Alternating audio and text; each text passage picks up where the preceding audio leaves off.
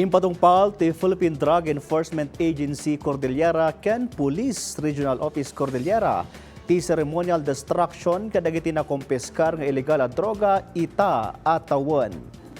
Agbalor iti 7.4 million pesos dagiti nadadaol a marijuana manipod iti nagduduma a bypass operations iti Benguet. Pakiramanan tinasurok 39,000 grams a dried marijuana leaves ken stalks nakumpiskar iti barangay sa Gubo, Kapangan.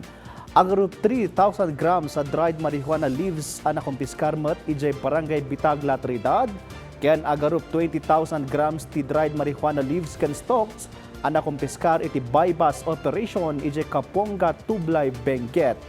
Impanamnama ti PDEA kan pulisya tinaingat a panagbantay da kadagiti lugar akadawyan a pakaimulmulaan dagiti marijuana.